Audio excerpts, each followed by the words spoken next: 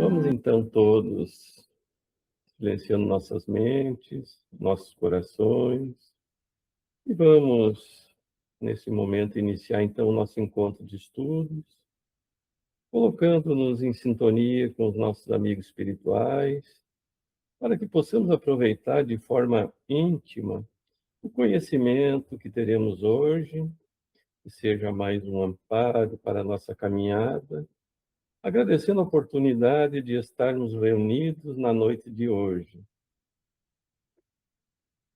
Senhor, fazei-me perceber que o trabalho no bem me aguarda em toda parte. Não me consintas perder tempo através de indagações inúteis. Lembra-me, por misericórdia, que estou no caminho da evolução com os meus semelhantes, não para consertá-los, e sim para atender à minha própria melhoria. Induza-me a respeitar os direitos alheios, a fim de que os meus sejam preservados. Dê-me consciência do lugar que me compete, para que não exija da vida aquilo que não me pertence.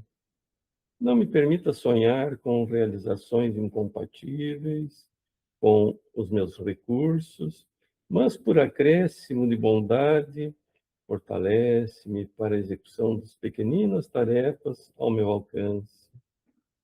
Apaga meus melindres pessoais, de modo que não me transforme em estorvo diante dos irmãos aos quais devo convivência e cooperação.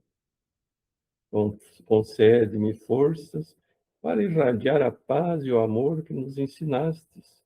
E, sobretudo, Senhor, perdoa as minhas fragilidades e sustenta a minha fé, para que eu possa estar sempre em Ti, servindo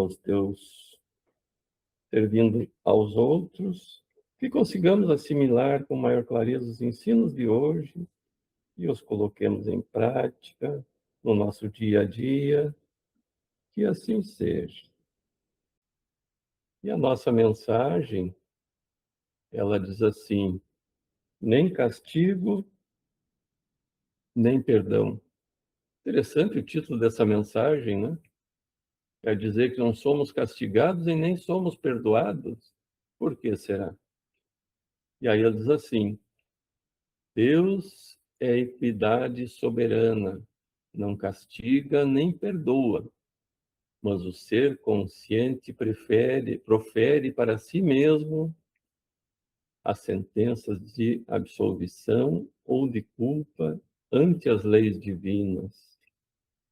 Nossa conduta é o processo, nossa consciência é o tribunal.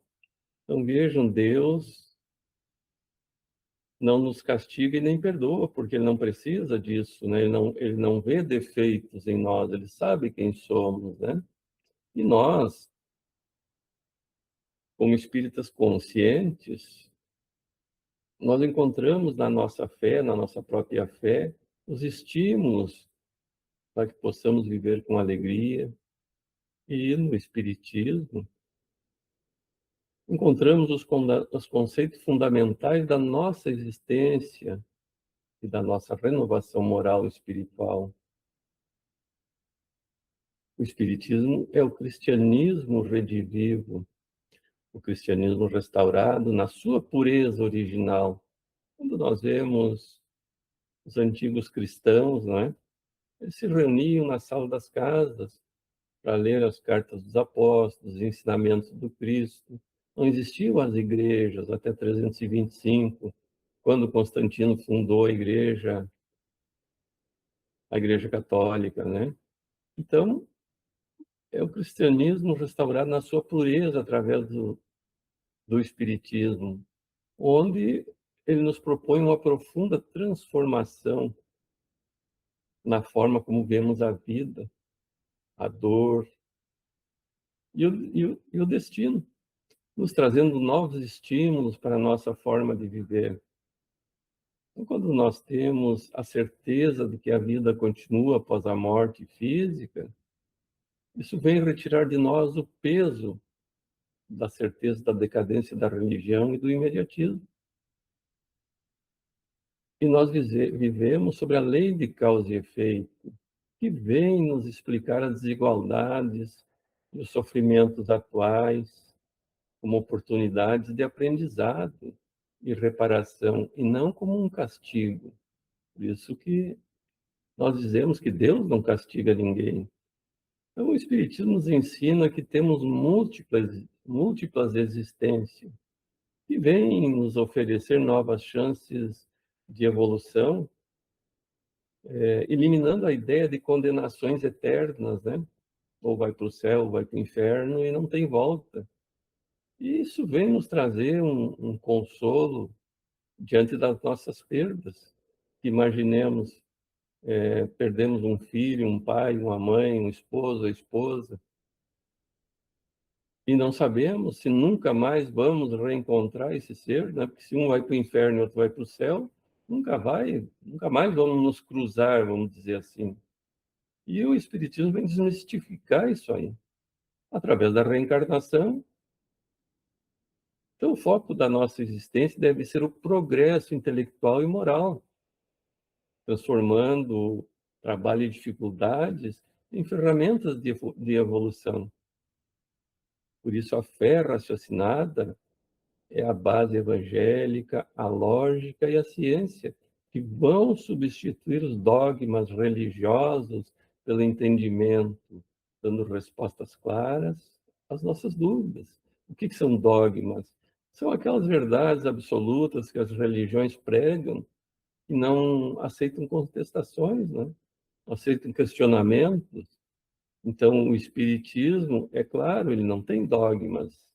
Nós podemos trocar a palavra dogma por um axioma. O axioma é uma verdade tão clara, tão límpida, que não precisa ser explicada, não é? Então, com essa perspectiva, o sofrimento passa a ser entendido por nós como algo temporário e educativo, fazendo que busquemos o nosso autoaperfeiçoamento pela caridade, que é a fonte de alegria legítima e paz interior. Então, a Terra, ela não é uma prisão que devemos sofrer eternamente, mas o Espiritismo nos ensina que é uma abençoada escola de almas.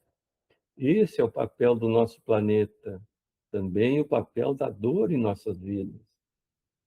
Então, o objetivo de reencarnarmos na Terra, que é um planeta de provas e expiações, estamos em transição já para a regeneração e bem pertinho da regeneração. Ele funciona como uma escola necessária para o nosso crescimento intelectual e moral. Então, a dor é temporária, o sofrimento não é castigo de Deus, mas sim uma consequência das nossas ações dentro da lei de causa e efeito, que vem nos dar uma oportunidade de aprendizado e reequilíbrio. As dificuldades são as lições que nos auxiliam a evoluir e compreender o verdadeiro sentido do amor e da caridade. Então, com isso, nós vemos que a Terra não é uma prisão de sofrimento eterno, mas um hospital e uma escola de almas. Não entendamos a felicidade como uma miragem ao longe, mas ela é uma realidade. Podemos ser felizes agora, nesse momento, porque a dor que nos atinge não foi causada por outras pessoas, mas ela é uma criação nossa. A virtude não é uma busca para o futuro, ela já está presente em nossas vidas hoje. Nós somos virtuosos, basta desenvolvermos essas virtudes que nós trazemos no nosso íntimo. A morte, ela não nos transforma em santos, é a nossa mudança de campo de trabalho. O futuro não é uma surpresa que nos aguarda, mas a consequência dos nossos atos atuais. O bem não é conforto somente ao próximo, mas ele ajuda a nós mesmos. A caridade é uma via de mão dupla. Fazer o bem nunca é um ato unilateral, mas uma ferramenta essencial para a nossa evolução. Então, não nos esqueçamos que toda boa ação gera uma reação de paz e progresso para quem pratica. O auxílio ao próximo é o laboratório onde exercitamos a nossa paciência, nossa empatia, o nosso desapego. Ao aliviarmos a dor do outro, estaremos sintonizados com as vibrações mais elevadas, com os nossos protetores, que vão nos auxiliar mentalmente. E como Kardec nos disse, fora da caridade não há salvação. A nossa evolução espiritual está ligada à nossa capacidade de sermos caridosos, de amar e de servir. E Emmanuel nos orienta que o bem que fizermos em qualquer lugar vai ser o nosso advogado em toda parte. Então, ajudar o próximo é fundamental e o maior investimento que podemos fazer em prol da nossa própria paz e felicidade. Mas não nos esqueçamos que a doutrina espírita aumenta o nosso entendimento da vida. Isso é um fato. Consequentemente, amplia a nossa responsabilidade. Nós sabemos que a quem muito foi dado, muito será cobrado. O mestre já nos disse isso, não é? Então, nós sabemos que estarmos aqui estudando não é um aprendizado apenas intelectual, mas ele é, acima de tudo, nossa transformação moral. Quando nos conscientizamos dos nossos deveres, quando compreendemos melhor as leis divinas e sobre a imortalidade da alma, menos espaço nos resta para a ignorância e desculpa para os nossos erros, não é? Então, como vimos, estamos sob a lei de causa e efeito. Já compreendemos que cada ação nossa gera uma reação espiritual que vai aumentar o peso das nossas ações e dos nossos equívocos.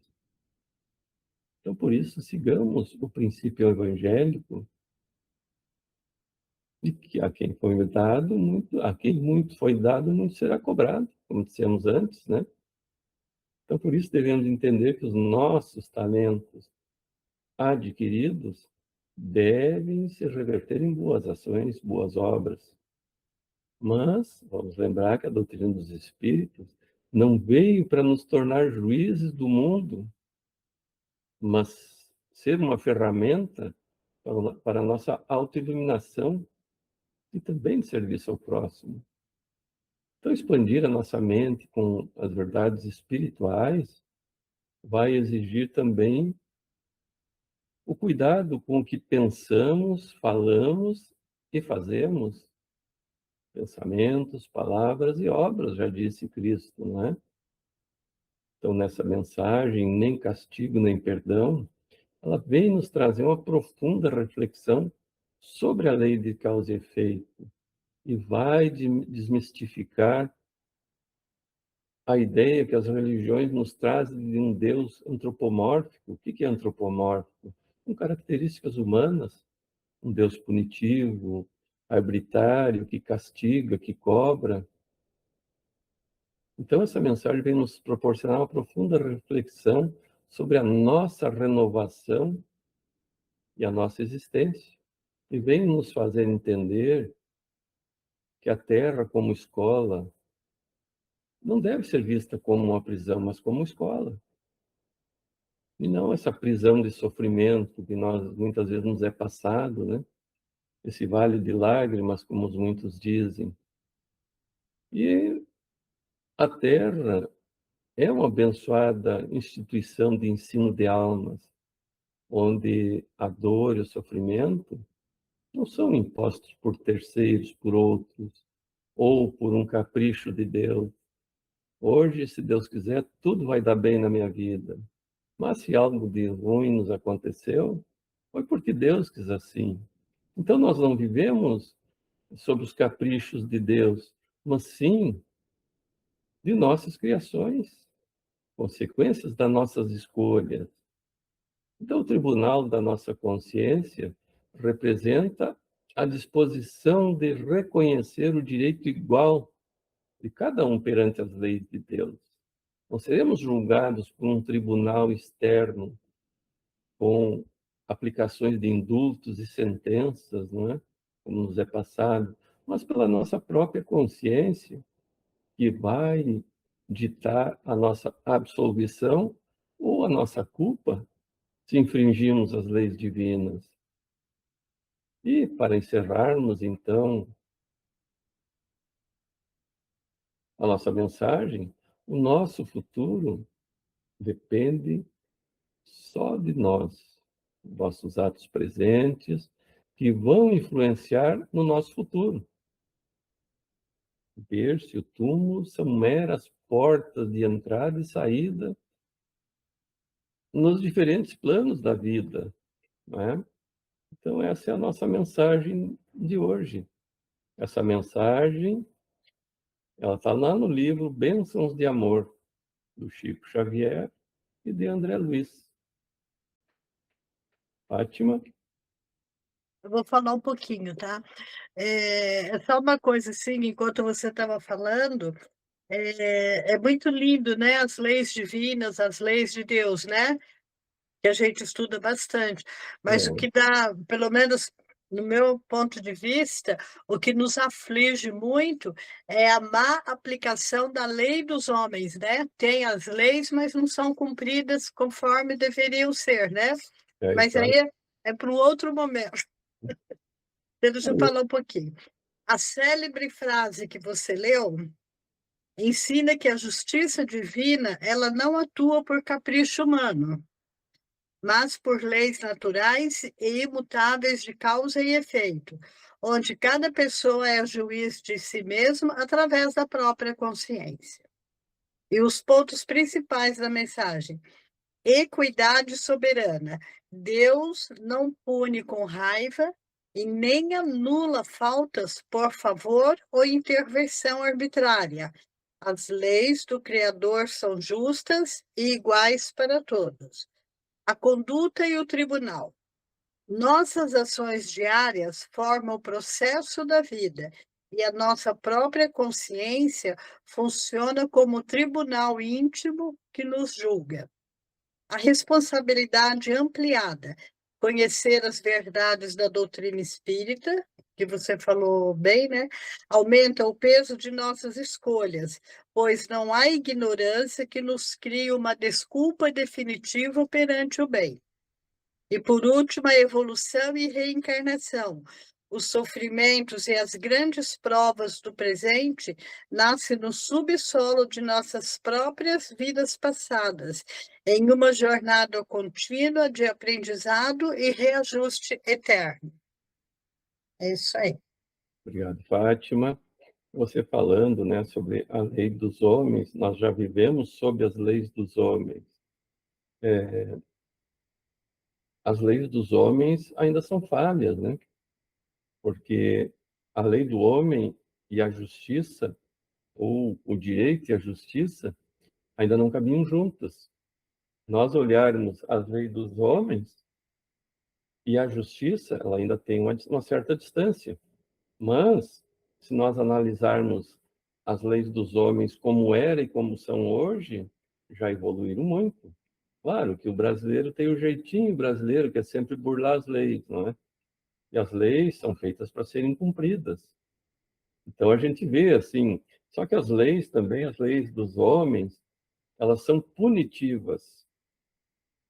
Uma vez eu fiz uma palestra sobre esse tema bem interessante. Por exemplo, se você passar de 80 por hora, você vai ser multado, você vai ser preso, enfim. Ela não é educativa. Se você andar em excesso de velocidade, tu pode sofrer um acidente, pode ferir alguém, pode se ferir, então é educativa. Se você cortar as árvores da mata, você vai ser multado, pode ser preso. Então, elas são sempre punitivas, não são educativas. A partir de quando o homem entender que tem que educar, nós começamos com os nossos filhos, quando pequenos. Lembram um dia que eu falei sobre as músicas de niná? As músicas de niná são um terror para as crianças, né? Boi da cara preta, cuca vem pegar. Imagina assim, se uma criança vai dormir tranquila, dizendo que a cuca vem pegar aquele enorme jacaré, né? Ela fica, coitadinha, embaixo da coberta ali, apavorada. Então, são sempre leis que se impõem através do medo, e elas têm que ser educativas. Então, nas escolas, também acontece a mesma coisa. Então, direito e justiça, isso já falando em termos de humanidade, não caminham juntas. Aí a gente cita, né, por exemplo, até 1888, no Brasil, era direito ter escravos. Mas é justo um homem escravizar outro homem, né? Então, são as leis que vão se ajustando. Mas em 1888 foi abolida a escravidão. Aí o homem está sempre criando direitos e leis que beneficiam uma casta privilegiada e esquece dos demais. Por exemplo, a gente vê juízes, políticos, têm direito ao auxílio moradia. Por que então todos não têm direito ao auxílio moradia? Não é? Tem pessoas, é um direito. Ninguém vai ser preso porque está recebendo auxílio moradia, mas é um direito. Mas é justo esse direito? Então não era mais justo dar um auxílio moradia para quem ganha um salário mínimo? Então, direito e justiça ainda não caminham juntas na humanidade. Eu não vou dizer em termos de Brasil, mas é na humanidade. Tem tantas coisas que são direitos, né? A gente conversando assim na Idade Média, por exemplo, o nobre poderia circular nas vias públicas. Uma arma, naquela época, não existia ainda as armas de fogo, mas as armas brancas, que a gente chama, uma lâmina de até 1 metro. O plebeu, uma lâmina no máximo até 30 centímetros. Então, era justo? Era igual? Não, né? Mas era lei. Então, se cumpria a lei. Mas a gente vai andando através dos tempos e vai vendo que as leis vão se ajustando. Quantas coisas que não tínhamos, né? Até 1956, a mulher não tinha valor, quase valor nenhum para o homem, não é? Mas a partir dali, as mulheres lutando, começou lá nos Estados Unidos, né? Essa luta das mulheres, elas foram conquistando seus direitos. Mas a pouca valorização, ela é bíblica. Começa quando? Com Adão e Eva. Quando Deus fez o homem, ele pegou o barro, modelou o homem com um sopro, né, deu a vida. Por que a mulher tinha que sair da costela do homem? Para tornar ela submissa ao homem, né? O homem entendeu assim, mas não é. Isso quis dizer o quê? Que os dois são um só corpo. Um veio do outro. Não que a mulher é inferior ao homem, mas o homem, na sua interpretação, colocou que a mulher deve a vida para o homem, porque Deus tirou uma costela do homem para fazer a mulher. Então, são as interpretações que a humanidade vai dando, algumas coisas, com que elas vão submetendo outras. Os países muçulmanos, a mulher ainda não tem valor hoje, né? Agora, nesses últimos meses, agora no Irã, foi morto mais de 100 mil mulheres foram mortas porque protestaram. Uma mulher foi apedrejada até a morte porque estava com aquela burca mal colocada no rosto. Então, a humanidade caminha muito devagar, porque o homem, principalmente, ele procura tirar vantagens das situações, não é?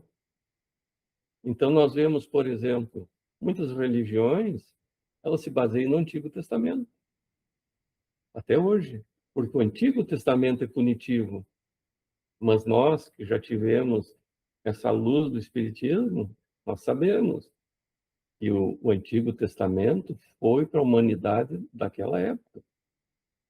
Tinha as leis divinas, que são os 10 mandamentos, e as leis dos homens que Moisés teve que impor para aquela humanidade, que eram seres humanos ainda muito brutos, né? Muito acelvajados. Então, eram necessárias leis punitivas. Por exemplo, a lei de Italião, olho por olho, dente por dente. Essa lei não é de Moisés, ela é anterior a Moisés. Teve um legislador que viveu uns 200 anos antes de Moisés, chamado Hammurabi. Ele escreveu o código de leis dele, as leis de Hammurabi. É só pesquisar na internet. E foi o primeiro a deixar suas leis escritas em estelas, que são pedras, umas pedras pretas. Ali ele escreveu as 292 leis dele. E essa pedra, para quem for na Europa visitar a França, está lá no Museu do Louvre. A pedra com as 292 leis de Hammurabi. E se a gente for ler essas 292 leis dele, pode se aplicar hoje. Porém, naquela época era aplicada com mais violência, né? Mas eram leis que corrigiam o comportamento da humanidade naquela época, 2000 anos antes de Cristo, quase, não é? Então, o homem sempre teve que ter leis punitivas, né? E que se impunham através do medo. Mas aí veio Jesus, veio Cristo. O que o Cristo disse? Eu não vim destruir a lei, mas dar-lhe cumprimento. Então, Jesus não veio destruir a lei de Moisés. Ele veio retirar a lei dos homens do Antigo Testamento e deixar somente as leis divinas, que são os dez mandamentos.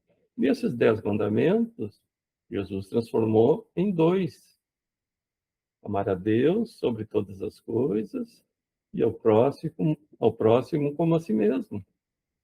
Então, essas duas leis resumem as 10. De quem ama a Deus e ama ao próximo, não vai matar, não vai adulterar, não é? Não vai, enfim, as outras 8 leis estão todas contidas nessas duas. Então, um dia, a humanidade vai caminhar direito e justiça juntos. Agora, com a regeneração do planeta, já vão se aproximar mais direito e justiça, porque as leis vão ser feitas de forma justa.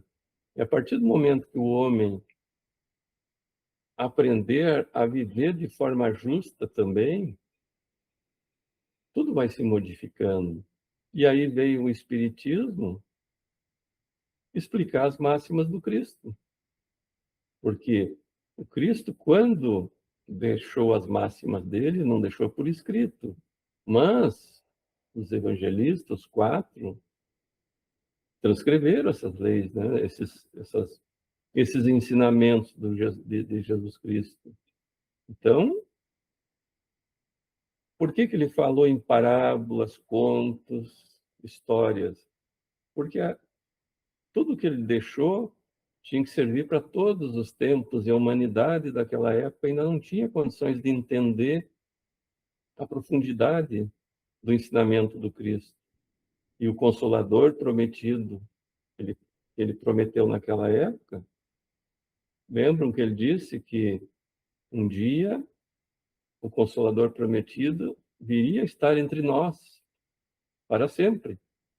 Então, as religiões interpretam que o Cristo vai reencarnar, mas não é o Cristo que vai reencarnar, é uma nova filosofia de vida, não?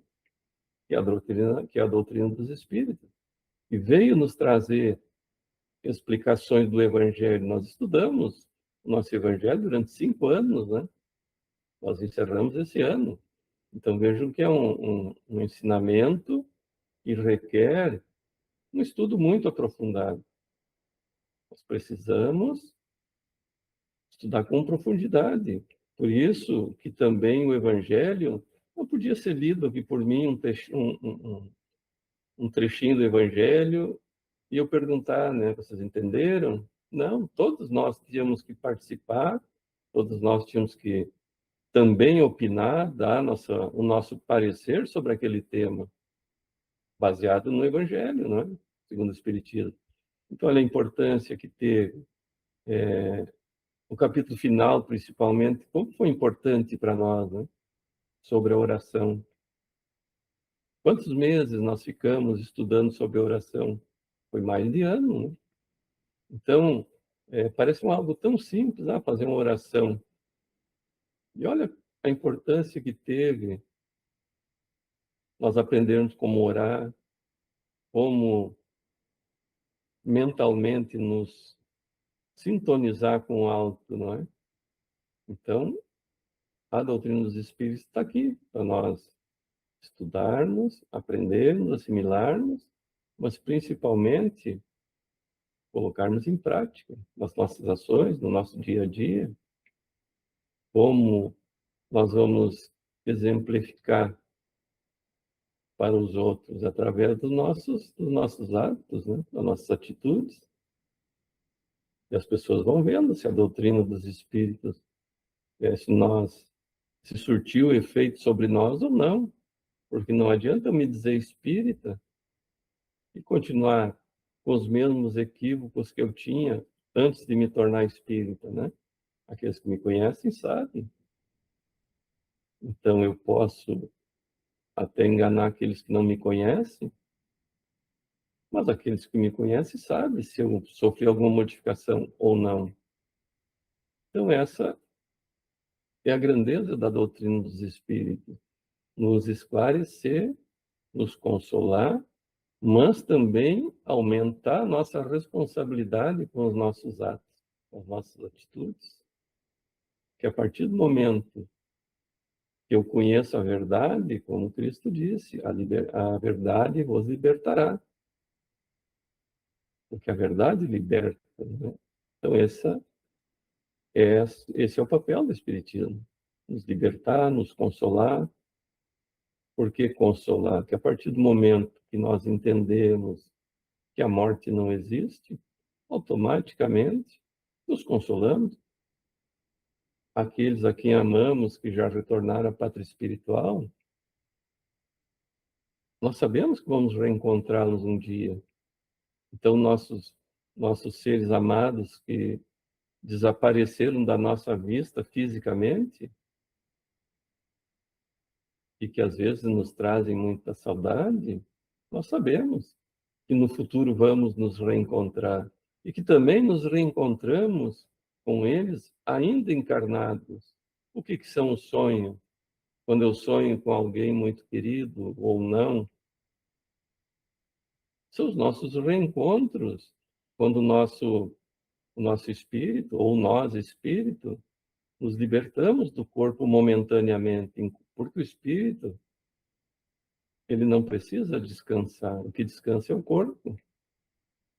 Então, quando nós nos vemos livres, libertos, né, desse corpo que está ali repousando, nós vamos nos unir àqueles por quem nós tivemos afeto, porque temos afeto ainda. Então, não nos desesperemos quando perdemos alguém, porque nós vamos reencontrar esse alguém e não precisamos desencarnar para reencontrá-los. Nós vamos reencontrá-los em pensamento, no momento que o nosso corpo se liberta. Por isso, quando nós pensarmos naqueles entes queridos que retornaram, pensemos com carinho, porque o nosso pensamento vai chegar até eles. E eles vão ser reconfortados com esses pensamentos de carinho, com as nossas orações para eles, não é? Nós aprendemos quando estudamos sobre a oração. O que nós sentimos aqui, eles sentem lá. E a nossa tristeza, o nosso desespero aqui também afeta eles lá, porque eles ainda nos querem bem. Eles só mudaram de plano. Então, quando pensarmos, não é proibido pensar naqueles que retornaram. Nós pensemos nos bons momentos que nós tivemos juntos. E eles lá vão estar recebendo esses pensamentos de conforto também. Também eles estão pensando em nós. Quando nós nos desesperamos e levamos esses desesperos, essa não aceitação desse retorno, eles sofrem lá também. Nós não os libertamos. Eles ficam presos a nós e nós a eles. Então, esquecer eles, não. Mas quando nos lembrarmos deles, pensarmos com carinho, tudo que vivemos de bom, e assim eles também vão estar reconfortados lá. E a vida segue nos dois planos. Aquele que está do lado de lá vai seguir a vida dele. E quando nós nos desesperamos e prolongamos esse desespero, nós ficamos unidos, imantados uns aos outros, lá e cá, não é? E a vida ela tem que seguir para os dois lados. Então, sigamos as nossas vidas.